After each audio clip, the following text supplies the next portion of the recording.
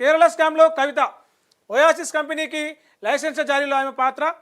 దీనికి సంబంధించి ఢిల్లీ మాదిరిగా కేరళలోనూ లిక్కర్ స్కామ్ జరిగిందని, దీని వెనుక తెలంగాణ మాజీ సీఎం కేసీఆర్ కుమార్తె ఎమ్మెల్సీ కల్వకుంట్ల కవిత పాత్ర పోషించారని అసెంబ్లీలో విపక్ష కాంగ్రెస్ నేత కేరళ అసెంబ్లీలో విపక్ష కాంగ్రెస్ నేత వీడి సతీశన్ ఆరోపించారు.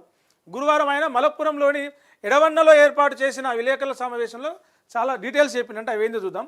2023లో కుంభకోణం జరిగిందని, అప్పట్లో పాలక్కడ్లోని ఎలవల్లి పంచాయతీలో Oasis commercial private limited company పేరిట భూముల కొనుగోలు చేశారు. అనూహ్యంగా ఆ తర్వాత మద్యం విధానంలో సవరణలు చేసి ఆ కంపెనీకి మద్యం తయారీ లైసెన్స్ ఇచ్చారు. ఏ కంపెనీది?